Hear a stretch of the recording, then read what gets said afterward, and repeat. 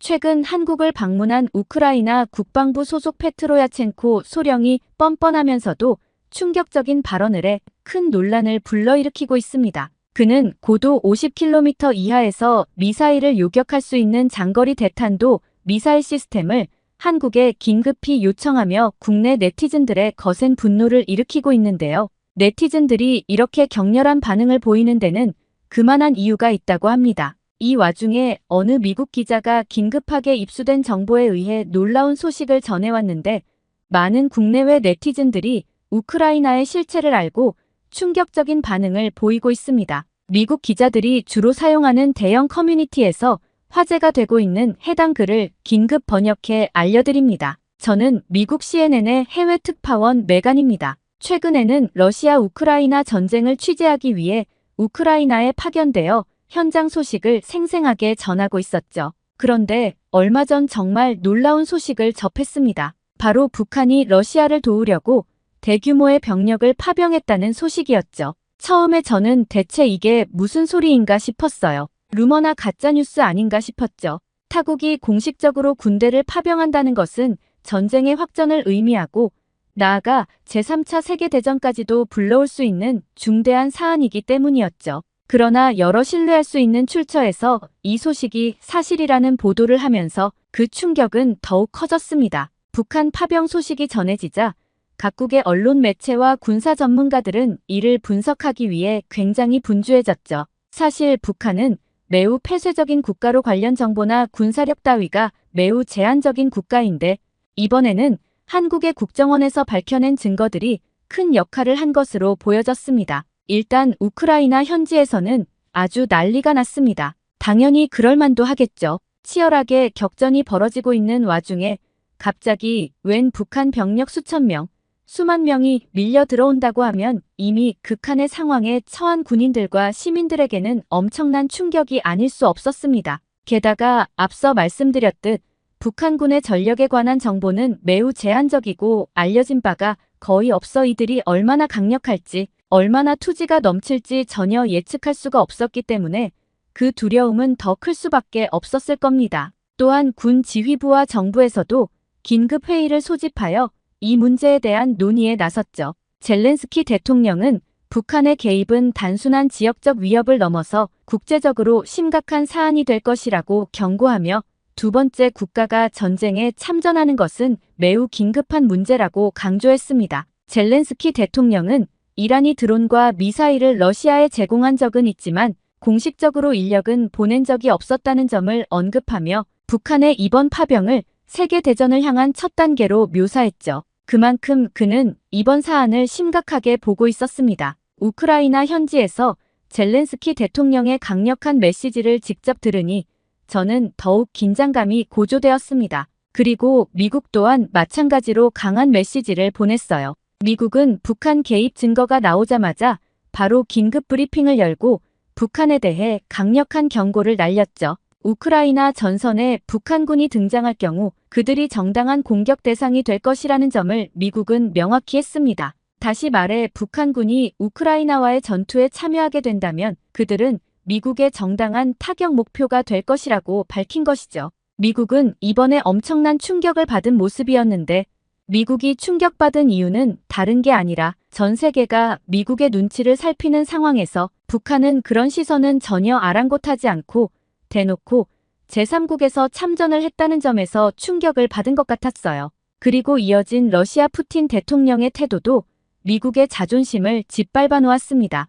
푸틴 대통령은 눈치를 살피긴커녕 우리 일은 우리가 알아서 할 거라며 배째라 모드로 나가겠다는 태도를 보이고 있었죠. 그러면서 한국에 대한 언급과 함께 함부로 러시아 일에 끼어들지 말라는 경고를 날리기도 했죠. 저러한 북한의 당당한 참전은 러시아라는 대국을 믿고 있는 구석이 있어서 가능해 보였고 미국도 러시아의 배짱에 대해 제대로 대응도 하지 못하는 듯 했습니다. 심지어 푸틴 대통령의 저러한 언급이 있자 곧바로 우크라이나 지원을 확대할 것처럼 보였던 미국은 다시 신중 모드로 돌아섰습니다. 존 커비 백악관 국가안보소통보좌관은 북한의 병력 사용 의도에 대한 충분한 정보가 없기 때문에 전장에서 어떤 영향을 미칠지 예측하기에는 이르다고 밝히더군요. 하루 만에 입장을 바꾼 셈이었죠. 미국 체면이 말이 아닌 것 같았어요. 미국은 더 이상 세계 질서를 유지할 수 있는 강력한 입지를 가지고 있지 않은 것처럼 보였고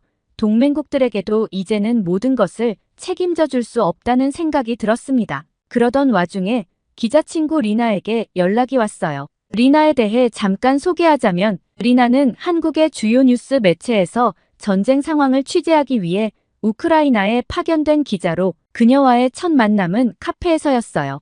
당시 우리는 전쟁이 벌어지는 지역 인근의 같은 카페에서 서로의 신문을 읽고 있었죠. 그녀는 주위의 긴장감 속에서도 평온하게 커피를 마시고 있었고 저는 그 모습이 신기하게 느껴지더군요. 그리고 우리는 서로의 신문에 관심을 보이며 자연스럽게 대화가 시작되었죠. 저도 이 사태에 대해 취재 중이에요. 제가 먼저 말을 걸었습니다. 그녀는 고개를 끄덕이며 응답했고 우리는 자연스레 가까워지게 되었죠. 대화가 이어지는 동안 서로의 기사를 공유하고 복잡한 상황에 대한 날카로운 분석도 나누었어요. 리나는 한국에서 오랜 경력을 쌓은 기자답게 다양한 관점을 제시하며 깊이 있는 대화를 이끌어내 주었죠. 우리는 이후에도 여러 차례 만났고 카페에서의 대화는 전쟁이 가져온 인간적인 고통에 대한 이야기로 자연스럽게 이어졌습니다. 전장에서의 삶은 그 누구에게도 쉽지 않았고 우리가 느끼는 공통된 감정은 서로를 더욱 가깝게 만들어 주었죠.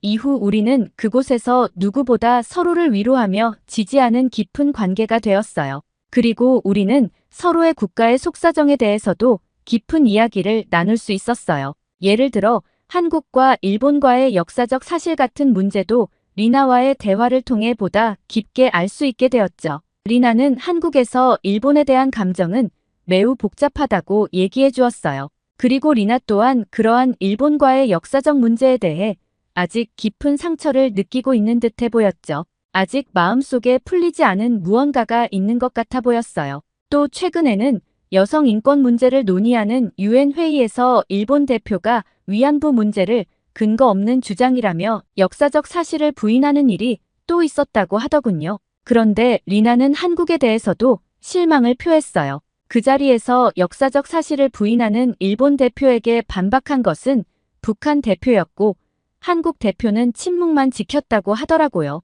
북한 대표가 일본 대표에게 반박하며 보상을 요구했지만 일본 측은 이를 즉각적으로 근거 없고 잘못된 주장이라고 재반박했다더군요. 이에 북한 측은 황당하다는 반응을 보이며 여러 차례 날선 공방을 벌였지만 한국 대표는 한 번도 발언하지 않았다고 했어요. 무슨 이유에서 침묵을 지켰는지는 모르겠지만 제가 리나 같았어도 정말 화가 나고 실망스러웠을 것 같더라고요. 리나도 이를 보면서 참 답답했다고 했죠. 아무튼 최근에는 리나 기분이 썩 좋아 보이지는 않았어요. 그런 와중에 리나에게 연락이 와서 카페에 리나를 만나러 갔죠. 카페에 도착했을 때 리나는 창가에 앉아 여느 때처럼 평온하게 커피를 마시고 있었습니다. 그녀의 모습은 여전히 차분했지만 눈빛 속에는 묘한 그늘이 드리워져 있었어요. 제가 다가가자 리나는 미소를 지으며 인사해 주었죠. 무슨 일로 이렇게 연락을 한 건가 싶어 서둘러 대화를 나누기 시작했습니다. 리나는 전쟁 때문에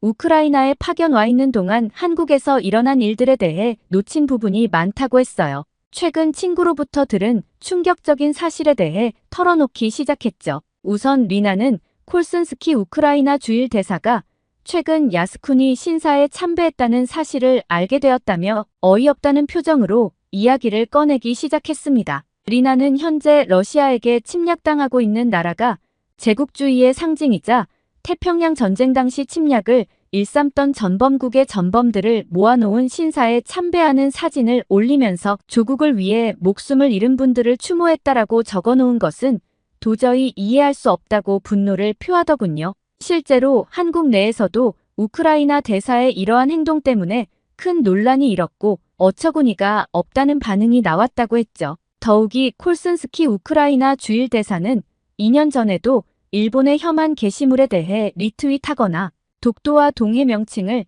일본에서 발행한 지도로 표기하는 등 마치 일본의 입장을 대변하는 듯한 행동을 보이며 꾸준히 논란을 일으켰다고 합니다. 그간 미국 등을 통해 무기를 숱하게 지원한 한국으로서는 굉장히 김이 빠지고 실망스러운 행태가 아닐 수 없다고 하더군요. 네티즌들이 콜슨스키 대사에게 아무리 항의해도 그는 묵묵무답으로 일관하고 있다고 합니다. 이로 인해 한국 내에서 논란은 더욱 커질 수밖에 없었고 독도가 한국 영토임을 주장하는 한국인들에게는 우크라이나가 일본의 편을 들며 한국을 무시하는 처사로 비춰질 수밖에 없었죠. 그런데 이게 끝이 아닙니다. 최근에는 포노마렌코 주한 우크라이나 대사가 한국 방산업체 기업들이 우크라이나에서 열린 국제방위산업 포럼 초청에 응하지 않았다며 한국에게 공개적으로 따져 묻기도 했다고 하더군요. 한국 기업들은 사실 한국에서 열린 행사에 참여하느라 바빠서 참석하지 못한 것이었는데 말이죠. 우크라이나가 한국에게 대체 왜 이러는 걸까요? 이에 한국 네티즌들은 콜슨스키 대사의 야스쿠니 신사 참배와 독도 표기 문제 등으로 논란을 일으킨 과거를 언급하며 이 비판에 대해 차가운 반응을 보였다고 합니다. 예를 들면 왜 안 갔는지 주일 대사한테 물어보라, 일본 기업이나 불러라, 양심이 있는 건가 등의 비판을 쏟아냈다고 하더군요. 여러분들은 우크라이나와 한국 사이에 이렇게 많은 논란들이 있었는지 알고 계셨나요? 저는 리나에게 듣기 전까지 전혀 몰랐거든요. 리나에게 들으니 사실 우크라이나가 전통적인 친일 국가라고 하긴 하더라고요. 그리고 전쟁이 일어나기 전에는 오히려 러시아가 반일 국가이고 친한 국가에 가까웠다고 들었어요. 하여간 최근 이렇게 여러 논란으로 시끄러운 가운데 우크라이나 국방부의 페트로 야첸코 소령이 한국의 장거리 대탄도 미사일인 신궁과 천궁 1, 2를 긴급히 지원해달라고 요청하면서 한국 네티즌들의 분노는 점점 더 커져만 가고 있다고 합니다. 맡겨놓은 것도 아니고 정말 뻔뻔하다는 것이 그 이유인데요. 게다가 우크라이나 네티즌들 또한 불에 기름을 붓는 듯한 행동을 보이며 논란을 더욱 가중시키고 있다고 합니다. 리나는 최근 우크라이나의 한 네티즌이 한국을 향해 무례한 협박을 해 큰 충격을 주었던 사건을 말해주었습니다. 저는 정말 깜짝 놀랐는데요. 이 네티즌은 북한의 파병 소식을 접하고 한국군과 착각한 채 우리가 당신을 참수하겠다. 당신은 여기서 죽을 것이다. 우리는 당신의 말을 듣지 않을 것이며 당신은 구원받지 못할 것이다라는 섬뜩한 문구를 트위터에 게시했습니다. 착각은 할 수 있으니 그렇다고 친다지만 이를 지켜본 다른 우크라이나 네티즌이 그 포스터는 대한민국을 지칭하는 것이니 북한으로 수정해야 한다고 지적하자 해당 네티즌은 상관없다. 많은 한국인이 북한에게 따지면 그만이라는 황당한 답글을 달며 논란이 더욱 커졌습니다. 그는 이후에도 트위터에 고작 북한을 한국으로 잘못 쓴 것 가지고 한국인들이 몰려와 징징대고 있다며 조롱하는 글을 올렸고 댓글을 단 한국인들에게 인종차별적인 발언과 욕설을 퍼붓기도 했죠. 게다가 포탄을 지원해주지 않으면 북한 다음으로 한국을 치겠다고 협박하며 결국 선을 넘는 발언을 하기도 했습니다. 이런 상황에 대해 한국 네티즌들은 분노를 감추지 못하며 강하게 반발하고 있었습니다. 우리가 지원을 아끼지 않고 있는데 이런 식으로 한국을 조롱하고 협박하는 태도는 도저히 이해할 수 없다는 반응이 이어지고 있으며 한국의 지원을 당연하게 여기는 듯한 이들의 태도는 굉장히 실망스럽다는 비판이 줄을 잇고 있었죠. 리나도 마찬가지로 이번에 우크라이나에 대해 크게 실망했다며 이런 태도로 한국을 대한다면 더 이상 어떤 지원도 바라기 어려울 것이라고 분노를 강하게 드러냈습니다. 이러한 논란들은 한국과 우크라이나 간 감정의 골을 더욱 깊게 만들고 있는 듯해 보였죠. 그런데 더욱 충격적인 것은 이러한 일들이 빙산의 일각에 불과하다는 점이었어요. 최근 북한의 러시아 파병이 사실로 확인되면서 그 병력의 규모가 예상보다 크다는 소식이 전해지자 우크라이나 아조프 여단 참모총장이 믿기 힘든 발언을 했습니다. 그는 트위터에 북한이 우크라이나에 강력한 병력을 보냈다. 이는 긴 기간 동안 이어진 한반도에서의 분단을 영원히 종식시킬 기회이자 핵을 가진 북한으로부터 동아시아 전체가 스스로를 지켜낼 수 있는 절호의 기회다라며 위험천만한 선동 메시지를 남겼습니다. 이 발언을 본 해외 네티즌들은 주장하고자 하는 바는 이해하지만 한반도에서 전쟁을 일으키라고 선동하는 것은 매우 악의적이다라며 그를 강력히 비판했습니다. 또 다른 네티즌은 일부 우크라이나 지도자들이 전쟁을 오래 하더니 점점 더 현실 감각을 잃어가고 있는 것 같다며 그의 발언에 대해 일침을 가하기도 했죠. 리나도 고개를 절레절레 저으며 우크라이나 정부는 이제 한국을 대놓고 이용하려는 것 같다며 그 모습이 정말 화가 난다고 했죠. 그리고 리나는 대한민국의 군인들은 우크라이나 전쟁의 수단이 아니라는 점을 분명히 하고 싶다고 강조했습니다. 특히 한국의 분단 문제를 이용해 마치 자신들의 이익으로 삼으려는 그 태도가 매우 불쾌하다고 이야기했죠. 리나는 이 같은 행위는 한국을 무시하는 행동이며 절대 용서할 수 없는 행위라고 말했어요. 그리고 현재 우크라이나의 요구들은 마치 한국이 모든 것을 당연히 지원해줘야 한다는 인상을 주고 있어 한국을 경시하는 모습처럼 느껴진다고 말했습니다. 그리고 신사참배와 혐한 발언을 일삼으며 독도 문제에서도 한국과 척을 지면서 무슨 낯짝으로 도움을 당연히 여기는지 솔직히 잘 모르겠고 도움을 받으면서 제대로 감사하고 있는지도 의문이라고 했죠. 리나의 이야기를 듣다 보니 도움을 받으면서 감사는커녕 더 많은 지원을 요구하며 불평하는 것도 모자라 침략당하는 입장에서 신사참배를 가지를 않나. 저 또한 우크라이나에 대해 많은 생각이 들었고 어이가 없는 건 어쩔 수가 없었어요. 우크라이나 지도층들의 발언과 사건들은 단순한 외교적 갈등을 넘어 한국과 우크라이나 간의 깊은 균열을 초래했으며 특히 우크라이나 네티즌들의 망언은 한국 국민들에게 큰 충격을 안겨줄 수밖에 없었던 사건이었죠. 리나는 참고로 우크라이나가 한국의 지원을 간절히 요청하는 이유가 따로 있다고 했습니다. 최근 젤렌스키 대통령은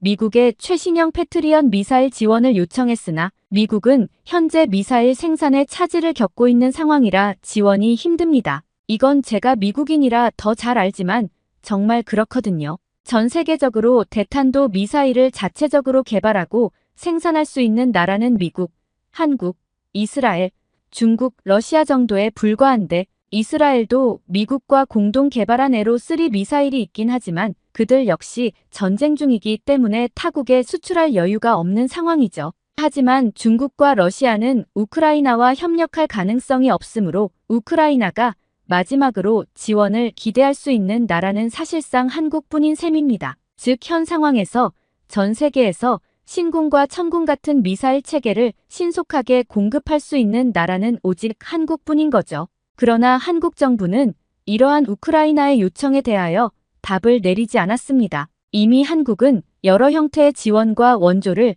우크라이나에 제공해왔습니다. 그중 군사적 지원은 국제적 상황을 면밀히 고려해야 하는 복잡한 문제로 여겨집니다. 특히 북한과의 군사적 긴장이 심화되고 있는 상황에서 한국이 우크라이나의 대탄도 미사일을 지원하는 것은 한국의 안보 문제에도 중대한 영향을 미칠 수 있으며 더군다나 푸틴이 한국을 콕 집어 무기 지원을 하지 말라고 이야기까지 한 상황이기 때문에 러시아와의 외교적 갈등도 피할 수 없게 될 것입니다. 이러한 점은 한국의 외교 문제에 심각한 악영향을 미칠 수 있게 되겠죠. 앞서 언급한 문제들로 인해 이 문제에 대하여 여론의 반발도 점점 거세지고 있는 상황이라고 하더군요. 또한 그간 우크라이나 네티즌 및 지도층들의 망언과 과도한 요구 때문에 한국인들 사이에서는 왜 우리가 다른 나라 전쟁에 개입해야 하느냐는 의문이 날이 갈수록 커지고 있다고 합니다. 우크라이나에 대한 동정은 점점 불만으로 변하고 있으며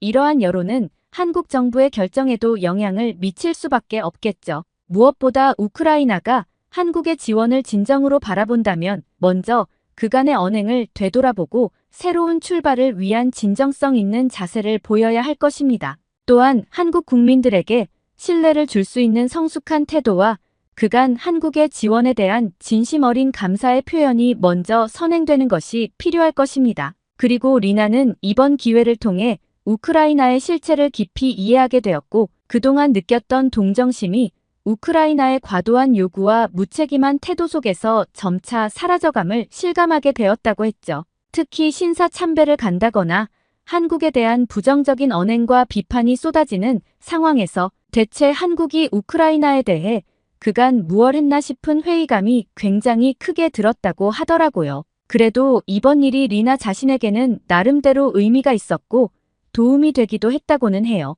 리나는 이제 단순히 감정적인 차원을 넘어서 한국의 이익과 입장을 우선적으로 고려해야 한다는 필요성을 절실히 느끼게 되었고 이번 경험은 리나에게 더 넓은 시각을 가지게 만들어 주었다고 합니다. 또한 앞으로 한국이 어떤 방향으로 나아가야 할지를 깊이 고민하게 되었으며 이로 인해 한국이 국제사회에서 어떤 역할을 해야 할지도 더욱 진지하게 생각하게 되는 계기가 되었다고 말해주었죠. 저 또한 이러한 리나의 변화에 깊이 공감하게 되었습니다. 그녀가 느끼는 회의감과 성찰은 단순한 개인의 감정에 그치지 않고 한국 사회 전체의 고민을 반영하는 것이라고 생각합니다. 저 역시 리나의 생각에 동의하며 한국의 외교 정책이 앞으로 어떻게 변화해야 할지에 대해 진지하게 고민해 볼 필요가 있다고 느끼게 되었습니다. 제 친한 동료의 나라, 한국이 더 성숙한 국제사회의 일원으로서의 역할을 다할 수 있기를 바랍니다. 영국 옥스퍼드대의 한 저명한 지구과학 교수가 일본의 지진을 보며 굉장히 특이한 점이 있다고 말하고 있습니다. 그는 이러한 현상이 일본의 미래를 더욱 암담하게 할 것이라고 하는데요. 이에 도쿄대 교수도 반박하지 못한 채 그저 인정을 할 뿐이라고 합니다. 대체 일본에게 무슨 일이 벌어진다는 것일까요? 오늘 사연 바로 시작합니다. 안녕하세요. 저는 도쿄대 지진연구소에서 특별연구원으로 일하고 있는 다카시라고 합니다. 아마도 뉴스를 보셨다면 아시겠지만 최근 일본의 미야자키라는 지역에서 규모 7.1의 지진이 발생한 이후에 이 같은 지진이 100년에서 150년 간격으로 발생하는 난카이 대지진의 전조가 아닐까 하는 공포가 일본 열도를 휩쓸고 있습니다. 또 심지어 태풍까지도 연이어 일본을 조준하고 있다는 소식은 일본 전역의 긴장을 더욱 고조시키고 있는데요. 이에 따라 저희 연구소에서도 최근 쉴 틈 없이 모니터만 들여다보면서 분석에 집중하고 있습니다. 저 또한 며칠 내내 거의 밤을 지새우다시피 했던 것 같네요. 오늘 저는 제가 관측과 분석을 하며 알게 된 굉장히 특이한 사항들과 함께 특히 한국 분들에게도 꼭 전달해드리고 싶은 내용이 있어서 이렇게 글까지 쓰게 되었습니다. 아마 일본의 바로 옆 나라 한국에 계신 분들도 일본의 지진이나 태풍 소식은 늘 꽤나 관심이 가는 소식일 것으로 생각됩니다. 바로 옆에 있는 나라이다 보니 우선적으로 지진 등의 피해 발생 시 한국에도 영향이 갈 수 있으므로 관심이 갈 수밖에 없을 테고 또는 과거 일본과 한국 간 역사적 사실 때문에 일본이라는 나라에 대해 늘 관심을 가지고 계신 분들도 분명 많이 계실 것으로 생각됩니다. 참고로 저의 아내는 한국인입니다. 그래서 저 또한 한국과는 각별한 인연이 있다고 할 수 있는데요. 이에 대해서도 뒤에서 이야기를 좀 더 드릴 테니 끝까지 이야기를 한번 들어봐 주셨으면 합니다. 하여간 어제는 또다시 도쿄 인근 일본 이바라키현에서 규모 5.1 지진이 발생했습니다.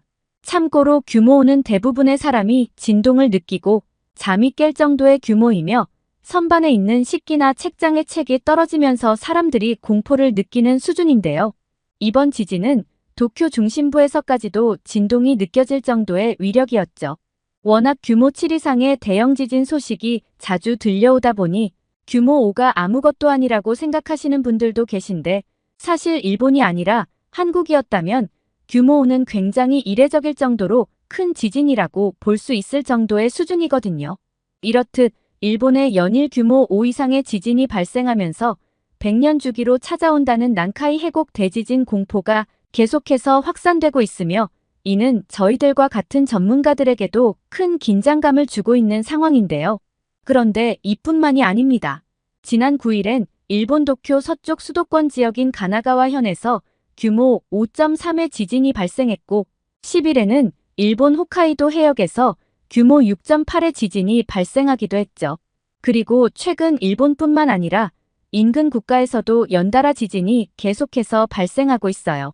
16일에는 대만 동부에서 규모 6.3의 지진이 발생하며 국가급 경보를 발령한 바 있고 18일에는 러시아 캄차카반도 앞바다에서 규모 7.0의 지진이 발생하며 쓰나미 경보가 발령되기도 했죠. 이러한 상황 속에 일본 국민들은 불의 고리가 꿈틀대기 시작한 것 아니냐며 더욱 불안해하고 있는데요. 참고로 불의 고리라 하는 곳은 환태평양 조산대라 하여 이곳에 분포된 활화산과 휴화산은 전 세계 75%나 되며 이곳에서 발생되는 지진이 대략 전 세계 지진의 90%를 차지합니다.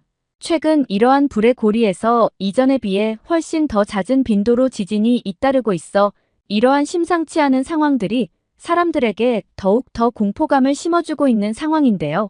그리고 뉴스를 보신 분들은 대략 알고 계시겠지만 안 보신 분들은 모르는 분들도 계실 것이므로 이 난카이 대지진이 도대체 무엇이길래 일본인들이 이렇게 공포스러워하는 것인지부터 간략하게만 설명을 좀 드려보겠습니다. 우선 이 난카이 대지진은 난카이 해곡, 즉 난카이 트로프라 불리는 해저 협곡에서 발생하는 거대 지진을 말합니다. 난카이 해곡은 도쿄 남쪽의 시즈오카현 스루가만에서 규슈에 이르는 일본 동해안의 수심 4,000m에 형성된 길이 900km의 거대한 해저 협곡을 말하는데 이는 태평양의 지각판 중 필리핀판이 유라시아판의 아래쪽으로 밀려 들어가면서 생긴 단층입니다. 이 해곡은 매년 7cm 정도씩 움직이는 필리핀판의 섭입 과정에서 누적되는 응력 때문에 지진이 많이 발생하는 지역으로 알려져 있고요. 실제로 난카이 해곡에서는 지난 1300년 동안 100년에서 150년 간격으로 규모 8에서 9 정도의 대지진이 12차례나 발생했는데 특히 1707년에 발생한 규모 8.7의 호에이 대지진은 2011년 동일본 대지진 이전에 경험했던 최악의 지진이었죠. 당시 후지산 폭발까지 일으켰을 만큼 거대한 지진이었던 호에이 대지진은 무려 3만 명의 주민들을 몰살시켰으며 이 난카이 해곡에서는 1854년에도 규모 8.4의 대지진이 발생했고 1944년의 도난카이 대지진과 이로부터 2년 후인 1946년의 난카이 대지진 또한 규모 8을 넘는 거대 지진으로 이때는 무려 5만 채가 넘는 가옥이 폭삭 무너지기도 하였습니다. 그런데 일본 문부성은 이러한 재앙적인 난카이 지역의 대지진이 머지않은 미래에 또다시 발생한다는 분석을 2018년에 내놓았습니다. 이때 당시에 30년 내 난카이 대지진 발생 확률을 80에서 90%로 예측했기 때문에 그때로부터 6년이 지난 현 시점에서는 이제 30년 내 발생 확률을 더 높게 잡아야 맞겠지요. 또 난카이 대지진 발생 시 더욱 심각한 문제가 있는데 이 내용은 조금 뒤에 말씀드리는 게 맞을 것 같습니다. 아무튼 이런 재앙이 현실화되면 당연히 끔찍한 피해가 예상되는데요. 쓰나미가 무려 30m 높이로 밀어닥칠 것으로 예상되고 사망자는 30만 명 이상이 발생할 것으로 예측됩니다. 또한 건물도 200만 채 이상이 파손될 것으로 보이고요. 당연히 경제적 손실은 이루 말할 수 없을 정도로 커서 하나로는 약 2,000조 이상 혹은 전문가에 따라 무려 1경 이상의 피해를 발생시킬 것이라고 추정하는 전문가들도 있습니다.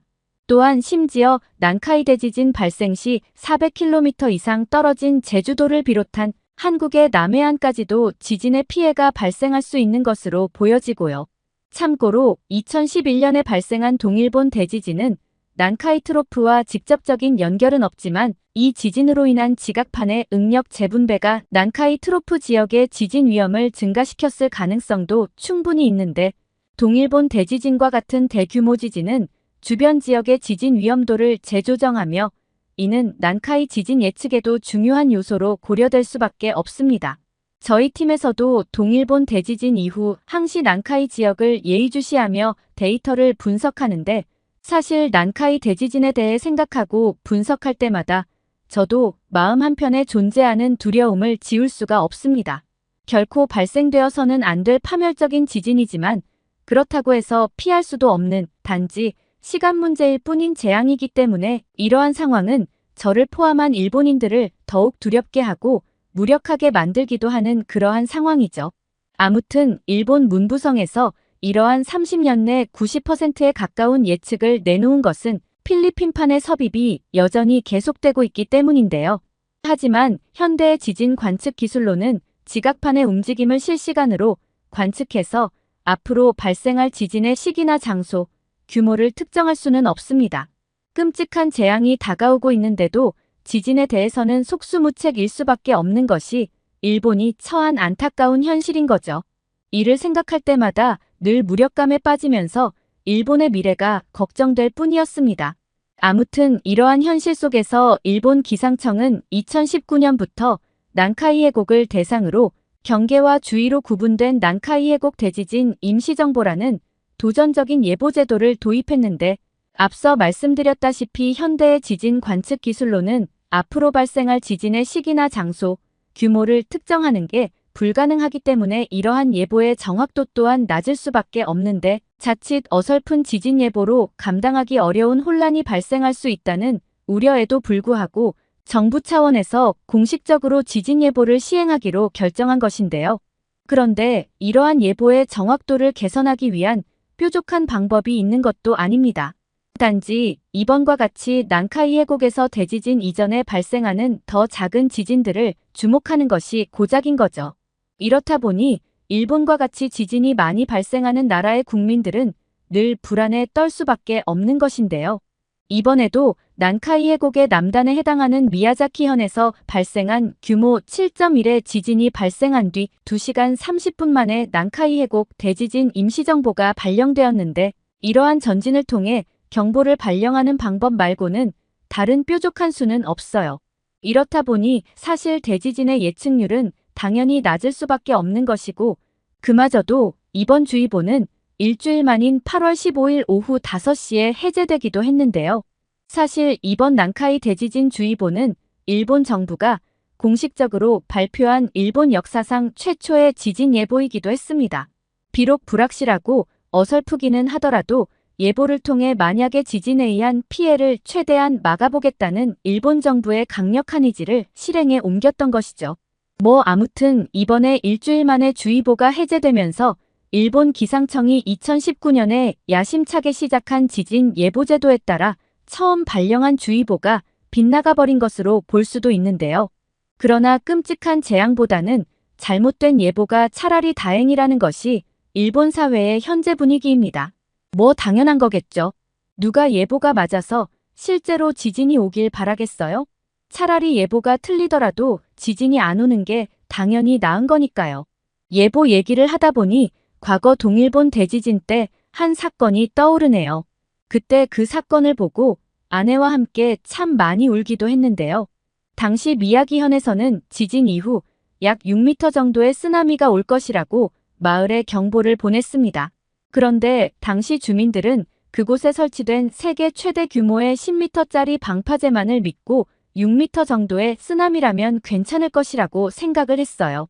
그런데 상황이 생각보다 훨씬 심각하다는 것을 일본 당국에서 파악하게 되었고 이후 쓰나미의 높이가 10m 이상이라고 재차 발표했으나 이때는 이미 쓰나미가 거의 도착한 상황이라 늦어버린 것이죠.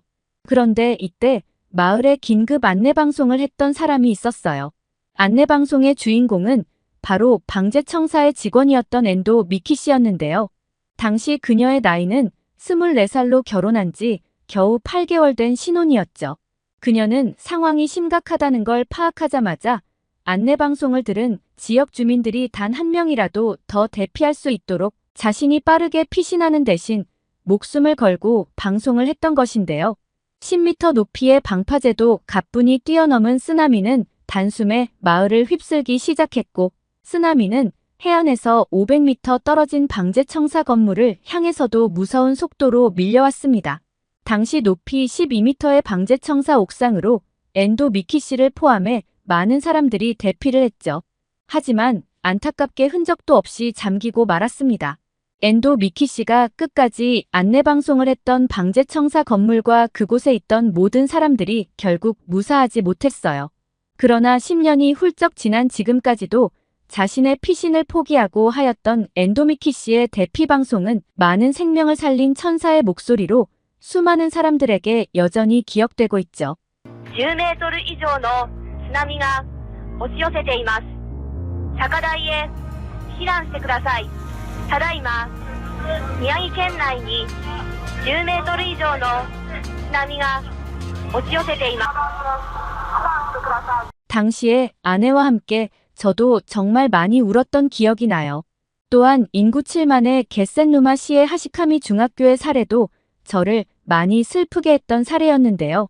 이 작은 마을의 중학교 학생들은 어릴 때부터 가족같이 친밀한 사이로 알고 지내던 사이였으나 이 중 많은 학생들이 동일본 대지진으로 인해 목숨을 잃었고 어린 학생들은 친구들의 죽음에 큰 충격을 받게 되었죠. 지진의 여파로 평소보다 늦게 치러진 졸업식 현장에서 학생들이 우는 장면은 저의 마음을 굉장히 아프게 하기도 했어요. 이러한 비극적인 사례들이 다시는 발생하지 않으면 좋겠지만 최근 또 저를 더욱 걱정시키는 분석 결과가 하나 있어 이에 대해서도 말씀을 좀 드려볼까 해요. 영국 옥스퍼드대 지구과학과 교수인 리처드 워커 교수도 언급했던 부분인데요. 그는 일본 지진에서 더욱 큰 문제는 집안 액상화라고 분석했습니다. 지진 피해 상황을 담은 사진을 보면 땅속으로 가라앉은 것처럼 보이거나 한쪽으로 쓰러진 집들은 모두 집안 액상화의 징후라고 하고요.